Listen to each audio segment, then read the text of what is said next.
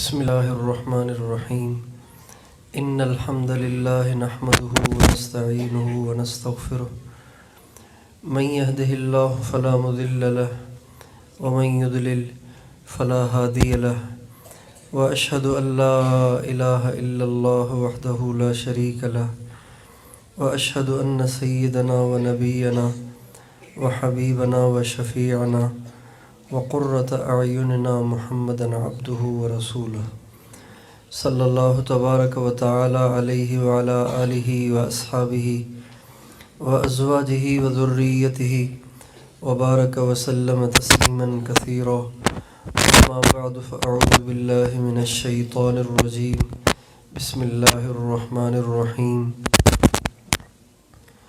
ولو ان اہل القری آمنوا واتقوا لفتحنا علیہم برکات من السماء والارض ولكن كذبوا فأخذناهم بما كانوا يكسبون وقال تعالى من عمل صالحا من ذكر أو أنثى وهو مؤمن فلنحيينه حياة طيبة ولنجزينهم أجرهم بأحسن ما كانوا يعملون سبحان ربك رب العزة عما يصفون وسلام على المرسلين والحمد لله رب العالمين اللهم صل على سيدنا محمد وآله في الأولين والآخرين وصل على سيدنا ومولانا محمد وآله في الملأ الأعلى إلى يوم الدين وصل على سيدنا ومولانا محمد وآله في كل وقت وحين۔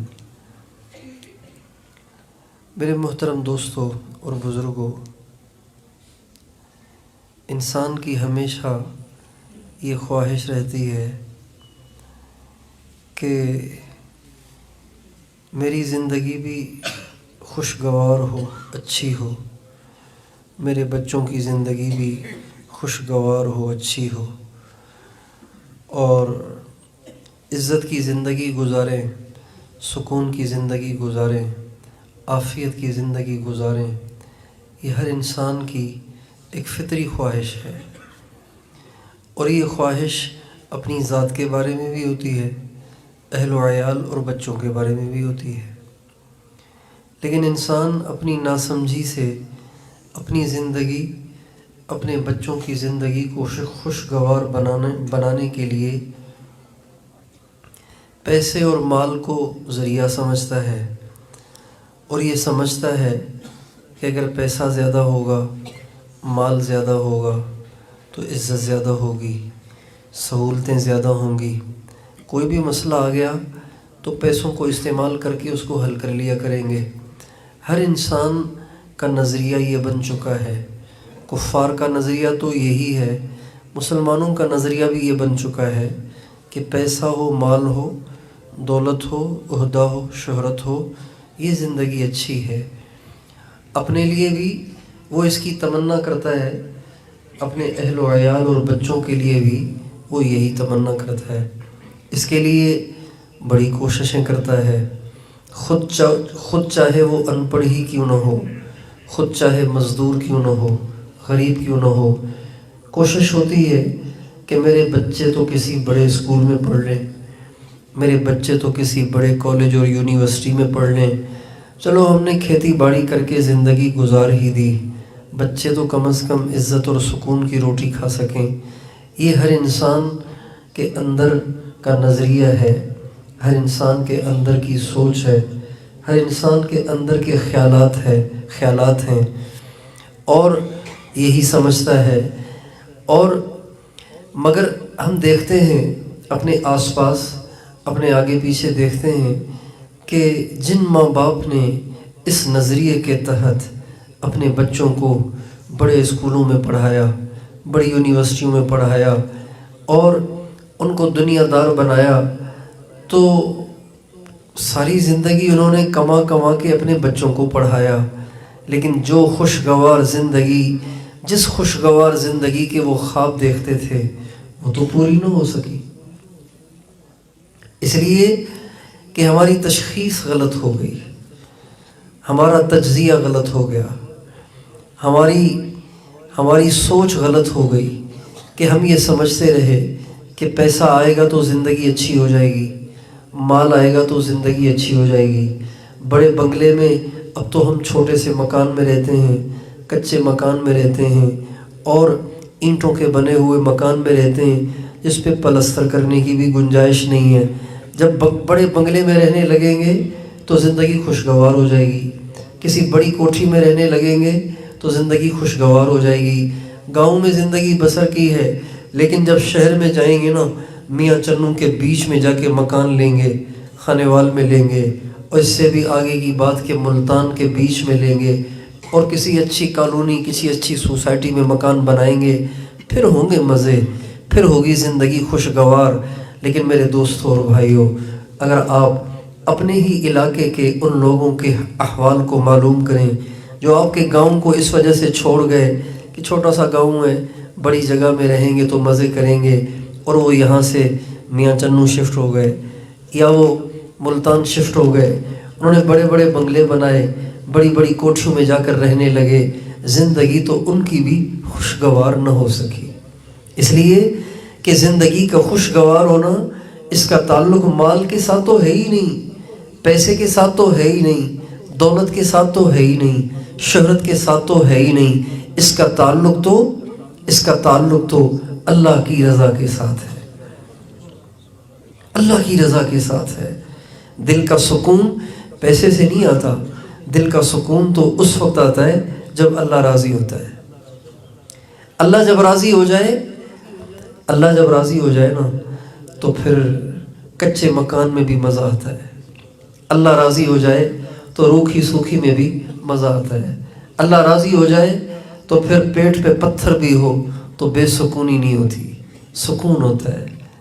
اللہ راضی ہو جائے تو کرائے کے مکان میں بھی بے سکونی نہیں ہوتی، اللہ راضی ہو جائے تو پھر چوپڑی ہو یا چاہے روکھی سی ہو، دونوں میں لذت اور دونوں میں برکت اور دونوں میں مزہ آتا ہے۔ اللہ راضی نہ ہو تو دنیا بھر کی چیزیں جمع کر کے بھی انسان میٹھی نیند کے لیے ترستا ہے، اللہ راضی نہ ہو تو ساری دنیا کی دولت ہوتے ہوئے بھی انسان کنگال ہوتا ہے، فقیر ہوتا ہے، محتاج ہوتا ہے۔ آپ ان سیاستدانوں کو دیکھیں جو کئی مہینے آپ کے دروازوں پہ آ کے آپ سے ووٹ کی بھیک مانگتے ہیں، حالانکہ یہ کوئی چھوٹے لوگ نہیں ہوتے، یہ سیاستدان چھوٹے لوگ نہیں ہوتے، عام طور سے بڑے لوگ ہوتے ہیں، اپنے علاقے کے بڑے لوگ ہوتے ہیں، لیکن کئی مہینے اپنے علاقے کے در در پہ جا کے ووٹ کی بھیک مانگتے ہیں، اوروں کے ووٹوں سے وزیر بن جاتے ہیں، ایم پی اور ایم این اے بن جاتے ہیں، اور سمجھتے ہیں کہ ایم پی ایم این اے بنیں گے تو کروڑوں جمع کریں گے، کروڑوں اکٹھے کریں گے، لیکن ایم پی ایم این اے بننے کے بعد، کروڑوں اکٹھے کرنے کے بعد، بجائے اس کے کہ ان کی زندگیوں میں سکون آتا، بجائے اس کے کہ لوگوں کے دلوں میں ان کی عزت ہوتی، مزید ذلیل ہو جاتے ہیں، مزید پریشانیوں کا شکار ہوتے ہیں، مزید ٹینشن کے مریض بن جاتے ہیں، اس لیے کہ اللہ تعالیٰ نے سکون اور خوشگوار زندگی اور اچھی زندگی کو پیسے میں رکھا ہی نہیں، پیسے کے ساتھ جوڑا ہی نہیں۔ زندگی کا خوشگوار ہونا کب حاصل ہوتا ہے؟ زندگی میں سکون کب آتا ہے؟ زندگی میں لذت کب آتی ہے؟ زندگی میں برکت کب آتی ہے؟ اللہ بتاتے ہیں، اللہ تعالیٰ فرماتے ہیں من عمل صالحا من ذکر او انثى وهو مؤمن، من عمل صالحا من ذکر او انثى وهو مؤمن فلنحيينه حیاة طیبہ۔ جو شخص مرد ہو چاہے عورت ہو، اللہ کہہ رہے ہیں جو مرد ہو یا عورت ہو، اچھے اعمال کرے گا، اپنے دل میں ایمان کو مضبوط کرے گا، اللہ تعالیٰ فرماتے ہیں میں ضرور 3 دفعہ ضرور اس کی زندگی کو خوشگوار بنا دوں گا۔ کتنی واضح بات ہے، کتنی کھلی بات ہے۔ 2 کام کرو، ایمان مضبوط کرو، اعمال اچھے کرو۔ ایمان مضبوط کرو کیا مطلب؟ اپنے دل میں اس کیفیت کو پیدا کرو، اپنے دل میں اس کیفیت کو پیدا کرو کہ اللہ کے علاوہ کسی پریشانی، کسی حاجت میں اس کے غیر کی طرف نظر نہ جائے۔ جب کبھی بھی مسئلہ آئے نگاہ اللہ کی طرف جائے، جب کبھی پریشانی آئے نگاہ اللہ کی طرف جائے. بیماری آئی اللہ ہٹائے گا، پریشانی آئی اللہ ہٹائے گا، بھوک آئی اللہ مٹائے گا، کوئی بھی تکلیف آئی تو اللہ کے علاوہ کسی اور کی طرف نظر نہ جائے، اللہ کی طرف نظر جائے. اور اللہ کے کہے پہ ایسا یقین ہو، اللہ کے کہے پہ ایسا یقین ہو کہ آنکھوں کے دیکھے سے زیادہ یقین ہو. اس کو کہتے ہیں ایمان. ایمان کہتے ہیں کسی پہ اعتبار کرنا. کوئی آدمی ہوتا ہے نا کہ جی آپ کو میری بات پہ اعتبار نہیں ہے کیا مطلب؟ اس کو ایمان کہتے ہیں. یعنی آپ کو میری بات پہ اعتبار ہے نا، آپ کو میری بات پہ ایمان ہے نا. اللہ کی ہر بات پہ ایمان لانا، اللہ کی ہر بات کو سچا جاننا، اللہ کی ہر بات کو قابل اعتبار سمجھنا، اس کو ایمان کہتے ہیں.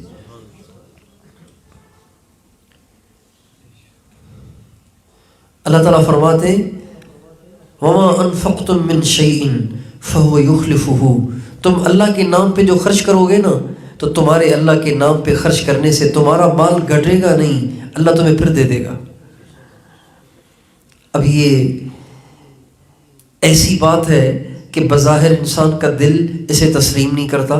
کہتا ہے اگر مال خرچ کروں گا تو مال تو گھٹ جائے گا. اللہ کہہ رہے ہیں بڑھ جائے گا، اللہ اور دے دے گا، اور زیادہ دے دے گا. یمحق اللہ الربا ویربی الصدقات. صدقے سے مال بڑھتا ہے اور سود سے مال گھٹتا ہے. اور یہ بالکل انسان کی نظر کے برعکس ہے. نظر تو یہ آتا ہے کہ سود سے مال بڑھتا ہے.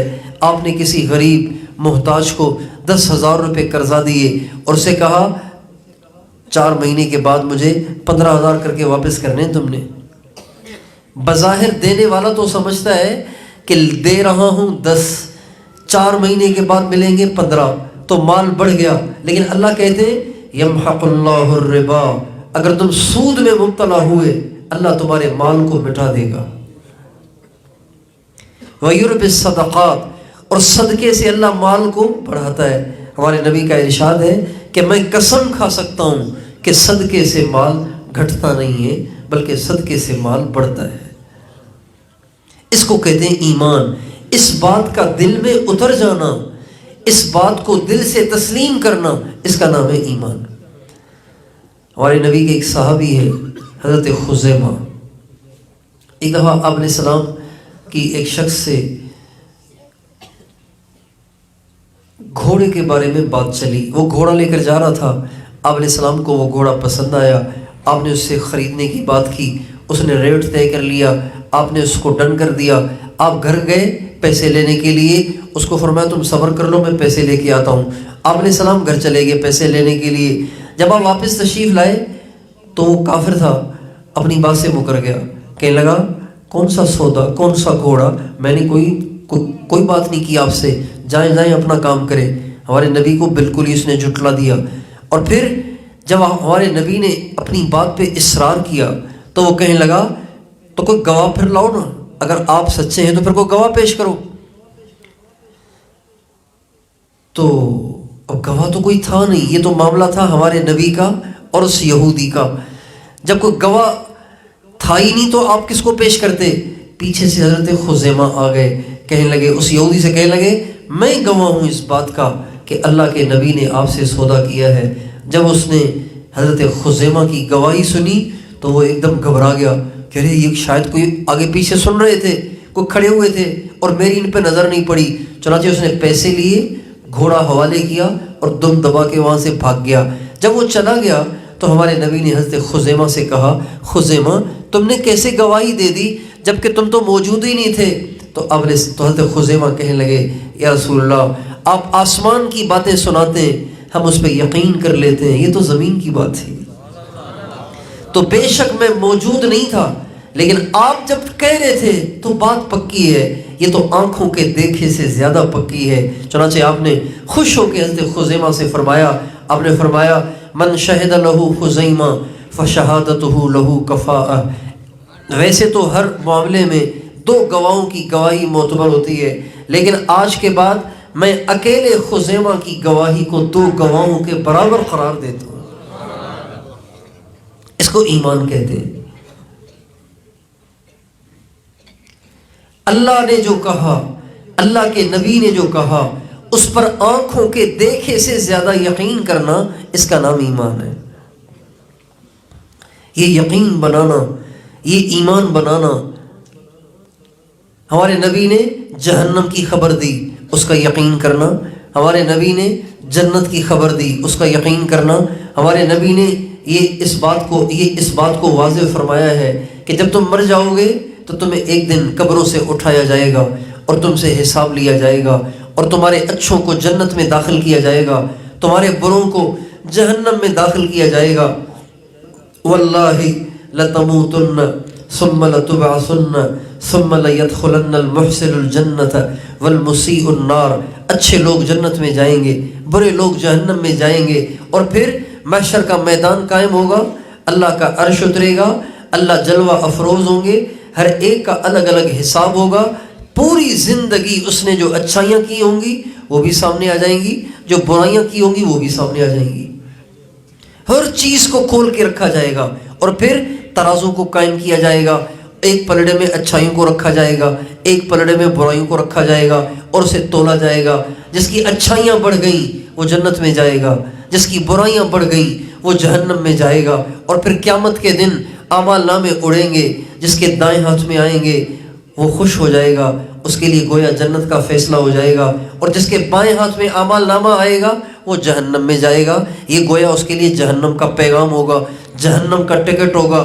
اب یہ ساری باتیں ایسی ہیں جو بظاہر کسی نے دیکھی نہیں ہیں، نظر بھی نہیں آتی، اور اگر آدمی عقل کے ترازو میں سے تولے تو سمجھ میں بھی نہیں آتی، لیکن چونکہ اللہ نے کہا ہے، اللہ کے نبی نے کہا ہے، تو یہ سب باتیں حق ہیں اور سچ ہیں۔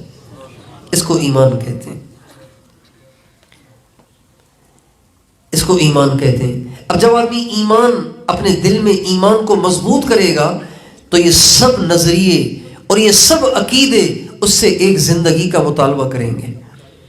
جب اس بات کا یقین آئے گا کہ جہنم ہے، بڑی خوفناک ہے، جنت ہے، بڑی خوبصورت ہے، قیامت کے دن پیشی ہے اور ضرور ہوگی، اور اللہ کے سامنے ساری اگلی پچھلی ظاہر کی جائے گی، اچھائیاں بھی کھل جائیں گی، برائیاں بھی کھل جائیں گی، تو پھر انسان زندگی میں عمل کرتے ہوئے سنبھل کے عمل کرے گا۔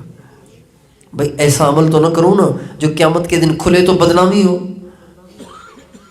اس لیے زندگی کو خوشگوار بنانے کے لیے سب سے پہلا علاج جو اللہ نے بتایا وہ ایمان کا مضبوط ہونا، ایمان کا مضبوط ہونا، اور دوسرا اعمال صالحہ کرنا۔ زندگی، دنیا میں انسان زندگی گزارتا ہے، اس سے اچھائیاں بھی ہوتی ہیں، برائیاں بھی ہو جاتی ہیں، لیکن اگر زندگی کو خوشگوار بنانا ہے تو اپنی زندگی میں گناہ کو نہ لائیں، صرف نیکیاں ہوں، گناہ نہ ہوں۔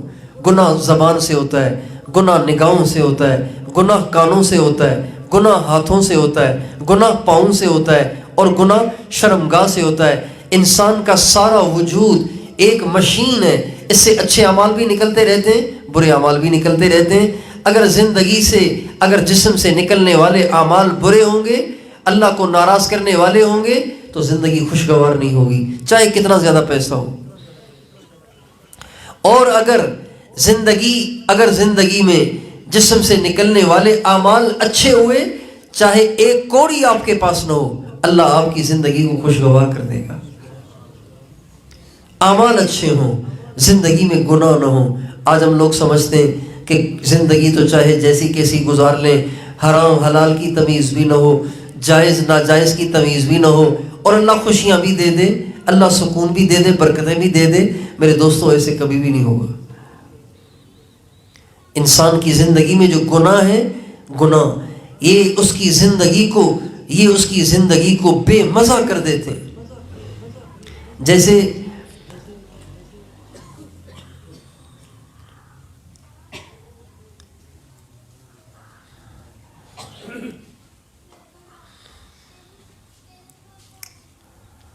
بعض چیزیں کسی غذا میں، کسی کھانے میں ڈالنے سے وہ کھانے بے مزہ ہو جاتے ہیں نا، اس طرح زندگی میں اگر گناہ ہوں گے تو زندگی بے مزہ ہوگی، زندگی بے سکون ہوگی، زندگی بے چین ہوگی۔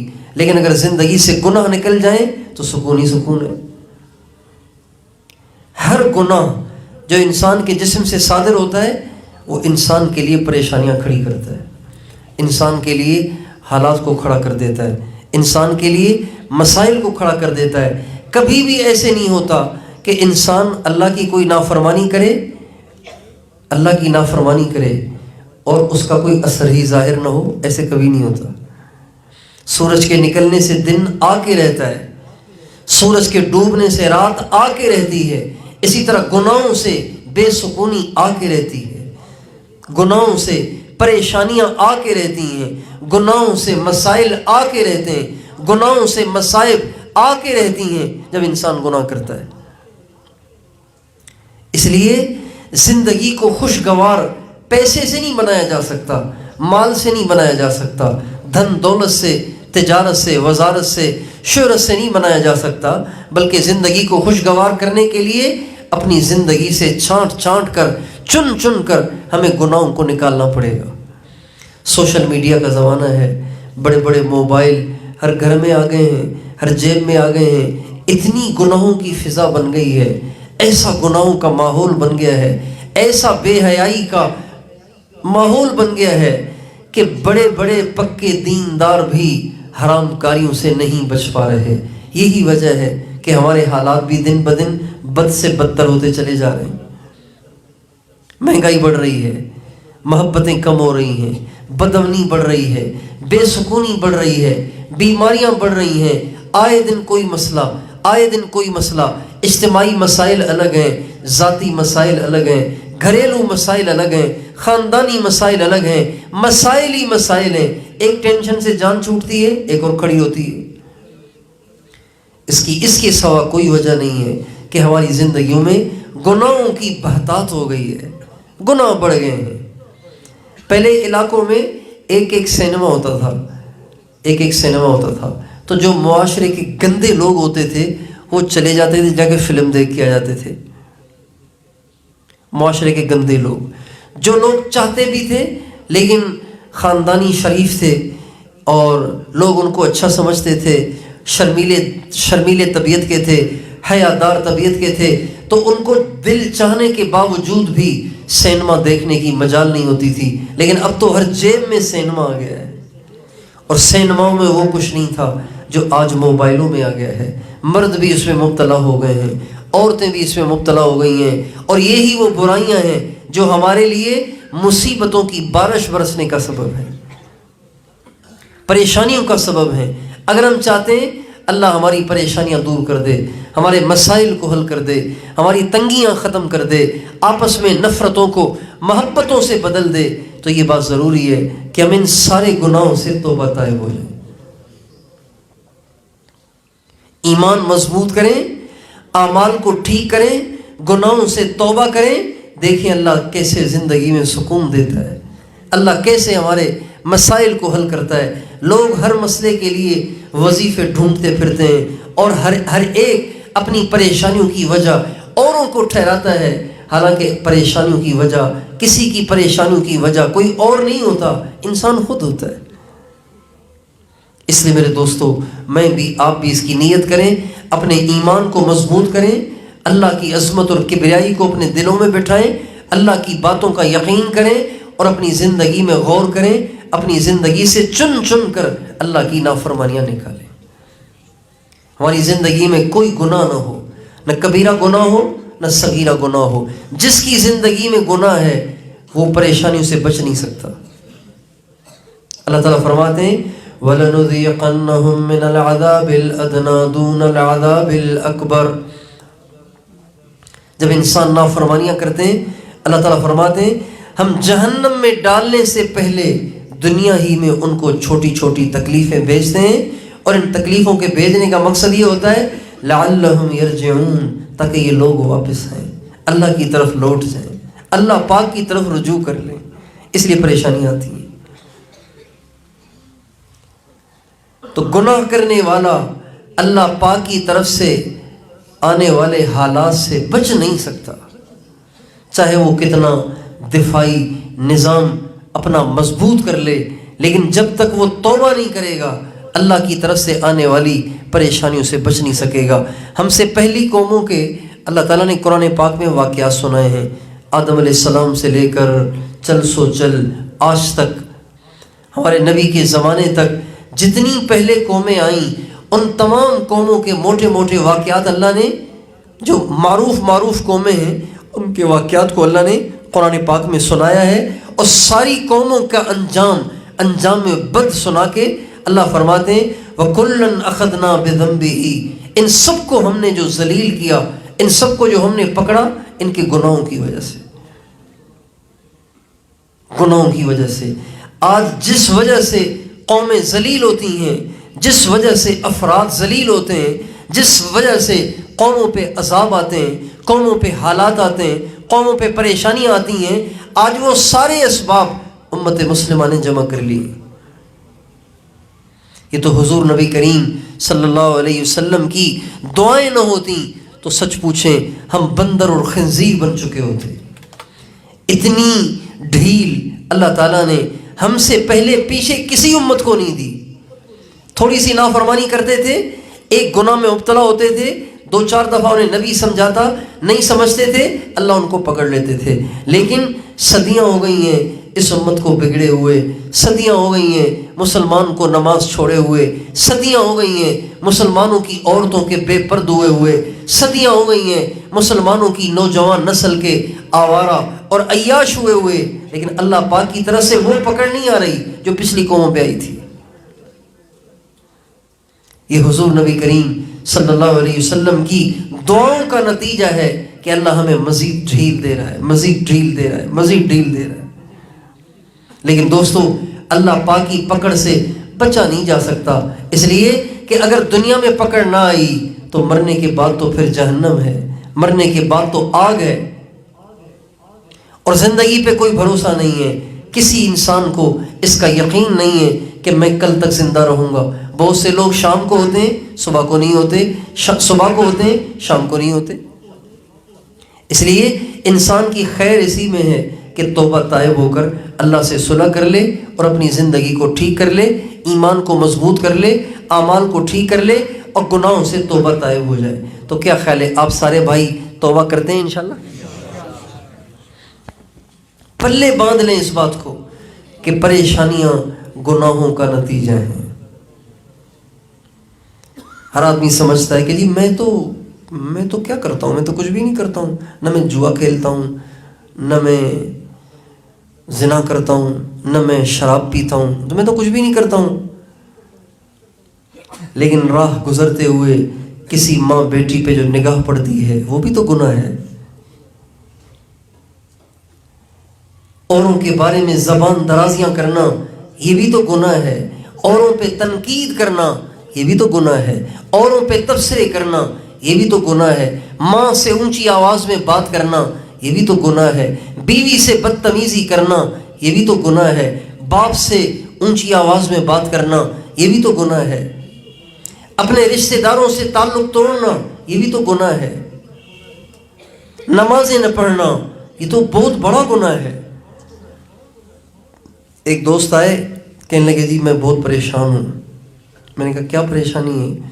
کہنے لگے جی بچیوں کے رشتے نہیں ہو رہے، بڑے وظیفے کر لیے ہم نے، بڑی دعائیں کرا دی ہم نے، بچیوں کے رشتے نہیں ہو رہے، عمریں بڑی ہو رہی ہیں، اب کیا ہوگا؟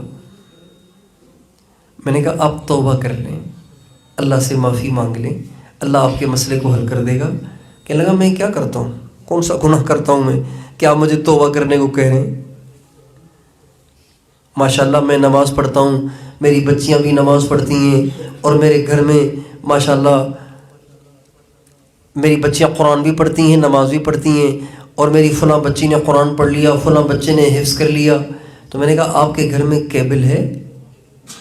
تو گردن جھکا لی مسکرا کر، کہنے کہ کیبل تو ہے۔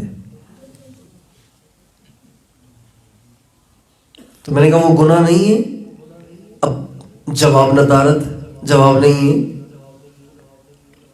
موبائل پہ گانوں والی ٹونیں لگائی ہوئی ہیں، اس کو گناہ نہیں سمجھتے؟ پکے پکے پہلی صف کے نمازیوں کہ جب بھی موبائلوں پہ کالیں آتی ہیں تو پتہ نہیں فرشتوں کی تو چیخیں نکل جاتی ہوں گی ان ٹونوں کو سن کے۔ نبی کریم صلی اللہ علیہ وسلم کا ارشاد ہے کہ قیامت کے قریب ایک زمانہ آئے گا کہ مسجدوں میں آوازیں بلند ہوں گی.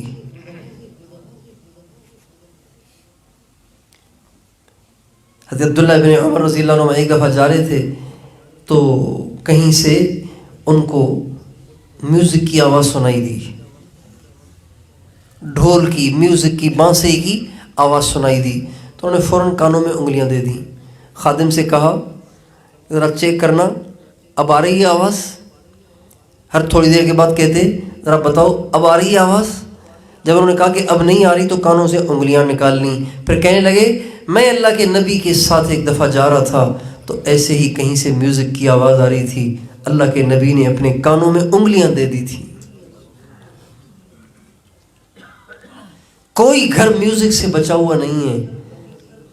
چلو انڈین گانے نہیں سنتے لیکن موبائلوں میں ٹونے تو سنتے ہی ہیں.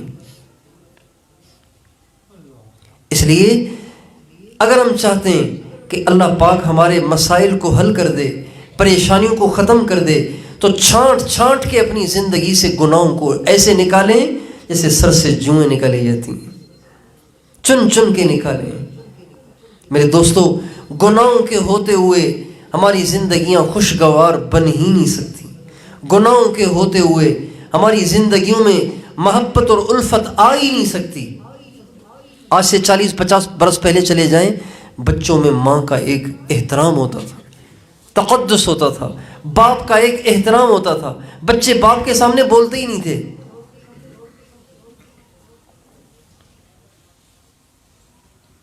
نگاہوں میں حیا ہوتا تھا، آپس میں محبتیں ہوتی تھیں، بھائی بھائی پہ جان دینے کا جذبہ رکھتا تھا، بہنیں اپنے بھائیوں پہ قربان ہونے کا جذبہ رکھتی تھیں. لیکن آج بھائی بھائی کا دشمن بنا ہوا ہے اور نفسا نفسی کا دور آیا ہوا ہے اور کوئی کسی سے سچا نہیں ہے. باپ بھی اپنے بچوں سے سچا نہیں ہے. وہ بھی پیسے ایسے اکاؤنٹ میں جمع کراتا ہے کہ بچوں کو بھی پتہ نہ چلے کہ اس کے پاس اتنے پیسے ہیں. بچے اپنے باپ سے چھپاتے پھرتے ہیں، باپ اپنے بچوں سے چھپاتے پھرتے ہیں، بیوی اپنے خاوند سے چھپاتی پھرتی ہے، خاوند اپنے بچوں اپنی بیوی سے چھپاتا پھرتا ہے. کیا زندگی ہے، کیسا نفسا نفسی کا دور ہے. اس لیے جہاں نافرمانیاں ہوتی ہیں، جہاں گناہوں کی فضا ہوتی ہے، وہاں ایسے ہی ہوتا ہے. اور جہاں گناہوں کی فضا نہ ہو، فضا گناہوں سے پاک ہو جائے، اللہ کی نافرمانیوں سے پاک ہو جائے، وہاں محبت قابل دید ہوتی ہے. اس لیے ہم سب، میں آپ، مرد عورتیں، ہم سب کے سب اپنی پچھلی زندگی کی کوتاہیوں پہ توبہ کر کے اللہ کو راضی کرنے کی نیت کر لیں. اللہ تعالیٰ بڑے مہربان ہیں. جب انسان سچے دل کے ساتھ اللہ کے سامنے اپنی غلطیوں کا اقرار کر کے اللہ سے معافی مانگتا ہے، اللہ تعالیٰ اس کی زندگی کے سارے گناہوں کو معاف کر دیتے ہیں. اس میں اللہ تعالیٰ یہ نہیں دیکھتے کہ گناہ کتنے ہیں. جب معاف کرنے پہ آتے ہیں تو پھر یہ نہیں دیکھتے کتنے ہیں، 100 برس کے گناہوں کو بھی 1 منٹ میں معاف کر دیتے ہیں. تو اللہ پاک بڑے مہربان ہیں. سچی توبہ ہم کر لیتے ہیں اور اللہ کو راضی کرنے کی نیت کر لیتے ہیں، اور اپنے گھروں میں جا کے ہم دیکھیں کون کون سی اللہ کی نافرمانیاں کر رہے ہیں. ہماری عورتیں، ہمارے مرد، ہمارے بچے کون کون سی نافرمانیاں کر رہے ہیں. ان ساری نافرمانیوں کو اپنی زندگی سے نکالیں گے. جس دن ہماری زندگیوں سے گناہ نکل گئے، اس دن ہماری دنیا اللہ جنت بنا دیں گے. تیار ہیں انشاءاللہ؟ اللہ تعالی ہم سب کو پورے دین پر چلنے کی توفیق دے. لیکن اس امت کے ساتھ اللہ تعالیٰ نے ایک اور بھی ذمہ داری لگا دی ہے.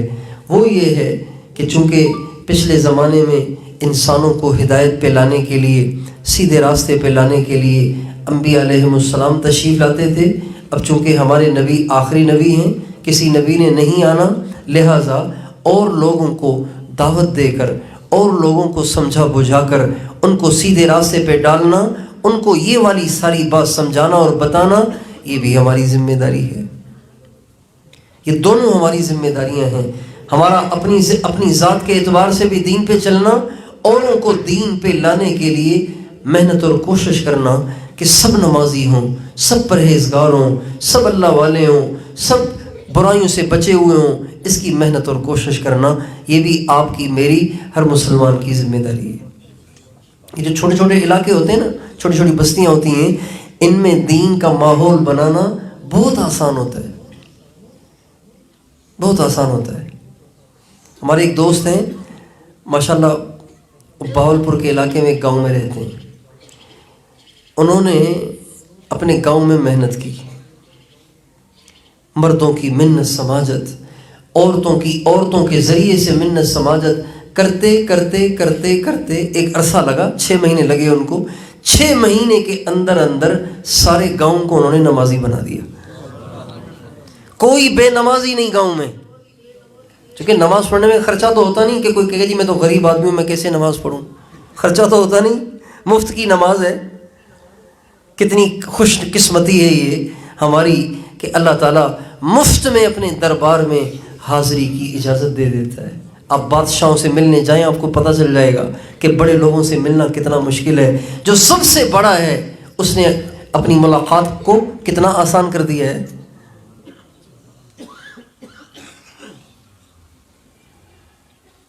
آپ کے علاقے کا جو ایم پی اور ایم این اے ہے، اس سے ملنا بھی آپ کے لیے آسان نہیں ہے۔ پتہ نہیں کتنوں کی چاپلوسیاں کرنی پڑیں گی، پتہ نہیں کتنوں کو کھلانا پلانا پڑے گا، تب کہیں جا کر آپ اس سے ملیں گے اور اس کے سامنے اپنا مسئلہ رکھیں گے، اور وہ مسئلہ سن کے ایسے خوبصورت طریقے سے ٹرکائے گا کہ آپ کا دماغ گھوم جائے گا۔ یہی کر رہے ہیں M P A M N A. لیکن اللہ کتنا کریم ہے، سب سے بڑا ہو کر بھی اس نے ہر گندے، ہر گرے پڑے گناہ گار کو بھی آنے کی اجازت دے رکھی ہے۔ ہمارا دروازہ سب کے لیے کھلا ہے، ماننے والوں کے لیے بھی، نہ ماننے والوں کے لیے بھی۔ اور یہ بھی نہیں کہ اس کی کوئی ٹائمنگ ہے، دروازے میں نہیں لکھا ہوا اللہ تعالیٰ سے ملنے کا ٹائم یہ ہے، جیسے ڈاکٹروں کی کہ دواخانوں پہ لکھا ہوتا ہے نا، کلینک پہ لکھا ہوتا ہے نا، صبح 8 بجے سے لے کے شام دوپہر 1 بجے تک، 5 بجے سے لے کے 7 بجے تک، اس کے علاوہ ڈاکٹر صاحب نہیں ملیں گے، اور جمعے کے دن چھٹی، اتوار کے دن چھٹی، چاہے کوئی مریض مری جائے کوئی ڈاکٹر کے پاس نہ آئے۔ اللہ وہ ذات ہے، ہمارے نبی کا ارشاد ہے ان اللہ یبسط یدہ باللیل لیتوب مسیء النہار، اللہ سارا دن اپنے دروازے کھولے رکھتا ہے تاکہ کوئی رات کا گنہگار آئے اور آ کے معافی مانگ لے۔ وَإِنَّ اللَّهَ يَبْسُطُ يَدَهُ بِاللَّيْلِ لِيَتُوبَ مُسِيءُ النَّهَارِ وَإِنَّ اللَّهَ يَبْسُطُ يَدَهُ بِالنَّهَارِ لِيَتُوبَ مُسِيءُ اللَّيْلِ، جس نے رات کو گناہ کیے ان کے لیے دن کو کھلا ہوا ہے، جس نے دن کو گناہ کیے اس کے لیے رات کو دروازہ کھلا ہوا ہے۔ ایک دفعہ حضرت حسن بصری تقریر کر رہے تھے، اور اس تقریر میں اللہ تعالیٰ کی کریمی کو بیان کرتے کرتے کرتے کرتے جوش میں آ گئے، اور جوش میں آ کے فرمانے لگے جب تم توبہ کرو گے نا اللہ تمہارے لیے دروازے کھول دے گا۔ جب یوں کہا تو مجمع میں ایک بڑھیا بیٹھی ہوئی تھی، وہ کھڑی ہو گئی، کہنے لگے حسن آگے بعد میں جانا، پہلے میری سنو۔ کہنے لگے جی کیا فرماتی ہیں آپ؟ تو فرمانے وہ عورت کہنے لگی، وہ بڑھیا کہنے لگی حسن آپ کہہ رہے ہیں کہ جب کوئی گناہ گار آئے گا، روئے گا اور مانگے گا تب اللہ کا دروازہ کھلے گا، میں نے تو سنا ہے کہ اس کا دروازہ بند ہی نہیں ہوتا، تو آپ کیسے کہہ رہے ہیں کہ دروازہ کھولے گا؟ اس کا مطلب ہے بند تھا اب کھولے گا۔ اللہ کا تو دروازہ بند ہی نہیں ہوتا، دن کو بھی کھلا ہوا ہے، رات کو بھی کھلا ہوا ہے۔ حضرت حسن بصری رونے لگے اور بیٹھ گئے اور فرمانے لگے اس مجمع میں حسن سے بڑی عالمہ بھی بیٹھی ہوئی ہے۔ اس لیے اللہ پاک کو منانا بہت آسان ہے، اللہ کو راضی کرنا بہت آسان ہے۔ تو سچی توبہ کرتے ہیں انشاءاللہ، اللہ تعالیٰ ہم سب کو سچی توبہ کی توفیق دے، اور اپنے گاؤں میں اپنے علاقے میں ایسی محنت کوشش کریں کہ آپ کا علاقہ بھی ساری نمازی بن جائے۔ وہ جو میں نے مولوی صاحب کا واقعہ سنایا نا ہمارے ساتھی کے، بہاولپور والے ساتھی کا، انہوں نے محنت کی، مردوں کو بھی نمازی بنا دیا اللہ نے ان کی برکت سے، اور عورتوں کو بھی۔ تو بتانے لگے کہ ایک عورت ہمارے رشتہ داروں میں ایسی تھی جو نماز پڑھنے کے لیے تیار نہیں تھی، بس ایسی ڈھیٹ طبیعت، ضدی طبیعت، آمادہ ہی نہ ہو۔ تو میں نے ایک بچی کو کہتے ہیں میں نے آمادہ کیا، اپنی بھانجی اور بھتیجی، یا بھانجی یا بھتیجی کو میں نے آمادہ کیا، اور اس کو سمجھایا کہ نماز نہ پڑھنے پہ کیا کیا عذاب ہوں گے، نماز نہ پڑھنے پہ کیا کیا سزائیں ہوں گی، وہ میں نے اس کو یاد کرائیں۔ پھر میں نے اسے کہا تم جاؤ جا کے اپنی خالہ کی منت سماجت کرو، اس کو یہ ساری باتیں بتاؤ، نماز نہ پڑھنے والے پہ کتنا عذاب ہوگا، کتنی اس کو سزا ہوگی، کوئی برداشت نہیں کر سکتا۔ اگر یہ ساری باتیں سن کے بھی وہ نہ مانے نا، اپنی بھانجی بھتیجی سے کہا تو اپنی سر سے چادر اور دوپٹہ اتار کے اپنی خالہ کے پاؤں میں ڈال دینا۔ چنانچہ وہ بچی گئی اور ساری اس سے باتیں کی۔ جب وہ ماننے کے لیے تیار نہ ہوئی، اپنے سر سے دوپٹہ اتار کے اس کے پاؤں میں ڈال دیا۔ جب اس کے پاؤں میں دوپٹہ ڈالا نا تو وہ موم پڑ گئی، نرم پڑ گئی، اور اس نے بھی نماز شروع کر دی۔ تو آپ اپنے گاؤں میں یہ ماحول بنا سکتے ہیں کہ آپ کے گاؤں میں کوئی بے نمازی نہ ہو۔ جب اذان کی آواز آئے سارا گاؤں بھاگا بھاگا مسجد میں آئے، سجدے کریں اللہ کو۔ اللہ کتنا خوش ہوگا، وہ منظر کتنا جاذب ہوگا اور دلکش ہوگا۔ آپ میں سے جو بیت اللہ شریف گئے، حرمین شریفین گئے حج کے لیے، عمرے کے لیے، انہوں نے دیکھا ہوگا کہ جب وہاں بیت اللہ کی اذان گونجتی ہے تو لوگوں کا ریلوں کا ریلا ہوتا ہے، سڑکیں بھری ہوتی ہیں نماز کے لیے جانے والوں سے۔ تو یہ ماحول آپ کے گاؤں میں بھی بننا چاہیے، آپ کے علاقے میں بھی بننا چاہیے۔ اذان ہو، کوئی مسلمان ایسا نہ ہو جو نماز نہ پڑھتا ہو۔ جو عورتیں گھروں میں ہیں، اذان سنتے ہی فوراً سارے کام ادھورے چھوڑ کر پہلے وضو کر کے نماز پڑھیں۔ عورتوں کی عام طرح سے عادت یہ ہوتی ہے کہ اذان سن لیتی ہیں تو سمجھتی ہیں کہ ٹائم آ گیا ہے نماز کا، لیکن اپنے سارے کاموں سے فارغ ہو کے اس کے بعد نماز پڑھتی ہیں۔ چنانچہ ظہر کی نماز کبھی 1 بجے پڑھ رہی ہوتی ہیں، کبھی 3 بجے پڑھ رہی ہوتی ہیں۔ عصر کی نماز کبھی ابتدا میں پڑھ رہی ہوتی ہیں، کبھی غروب آفتاب سے پہلے پڑھ رہی ہوتی ہیں۔ تو یہ نماز کا اہتمام نہیں ہے۔ عورتوں کا اہتمام یہ ہے کہ جو ہی وہ اذان کی آواز سنے سارے کام چھوڑ چھاڑ کے ادھورے چھوڑ کر، بچہ رو رہا ہے اسے روتا چھوڑ دیں، چائے پی رہی ہیں تو چائے کا کپ ہٹا دیں، اپنے ہونٹوں سے ہٹا دیں، پہلے وضو کر کے نماز پڑھ کے اپنے اللہ کو دکھائیں، اے اللہ میں یہ کام وہ کام کر رہی تھی لیکن سارے کام بیچ میں چھوڑ کے تیرے بلاوے پہ آ گئی ہوں کہ مجھے تجھ سے سب سے زیادہ محبت ہے۔ آپ دیکھیں، آپ کا ایک بچہ ہے، آپ نے اس کو کہا بیٹا پانی تو لاؤ، بیٹا پانی پلاؤ۔ اس نے کہا امی میں ابھی پلاتا ہوں، ابھی کھیل رہا ہوں نا، ابھی گیم کھیل رہا ہوں، ابھی فارغ ہو جاؤں پھر ابھی پلاتا ہوں، بس 5 منٹ صبر کر لیں امی۔ بیٹا پانی پلاؤ، امی ابھی آ رہا ہوں۔ ایک یہ بچہ ہے لیکن ابھی تک وہ آ نہیں رہا۔ ایک وہ بچہ ہے جو خود پانی پینے کے لیے کولر سے گلاس بھر رہا تھا اور گلاس بھر کر ہونٹوں کی طرف لے جا رہا تھا۔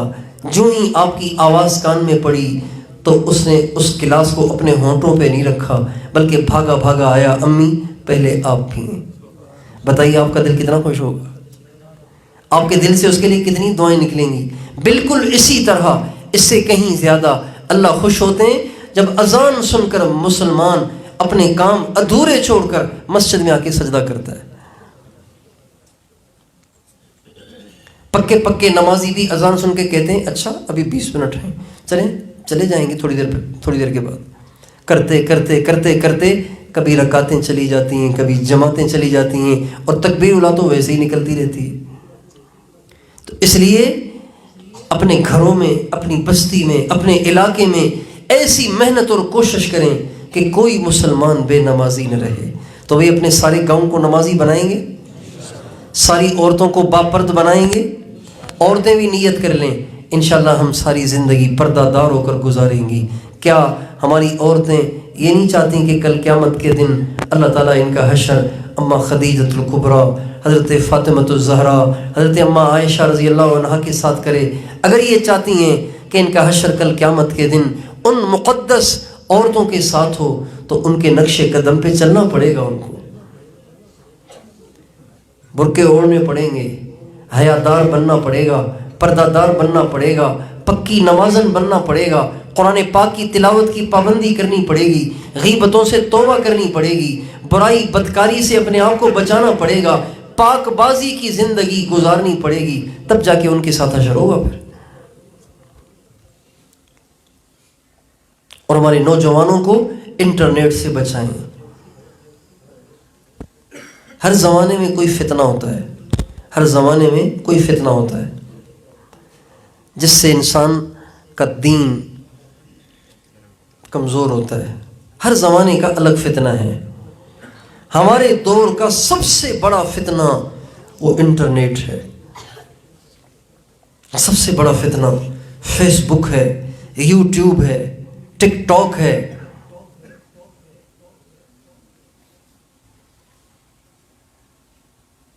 اور پتہ نہیں کون سی ایک گیم چل رہی ہے آج کل، پب جی۔ یہ ہمارے زمانے کے بڑے بڑے فتنے ہیں جنہوں نے ہماری نوجوان نسل کے دین کو برباد کر کے رکھ دیا ہے۔ تو اس لیے ان ساری باتوں سے خود بھی توبہ کریں اور ان سے بھی توبہ کرائیں۔ بھائی بچیں گے انشاءاللہ۔ یہ مزے ہمیشہ نہیں رہیں گے، ان مزوں کے بعد جو سزا ہونے والی ہے وہ لاکھوں سال برداشت کرنا پڑے گی۔ اس لیے اس پہ توبہ کر کے اللہ کو راضی کرنے کی نیت کر لیں۔ اللہ تعالی ہم سب کو توفیق عطا فرمائے۔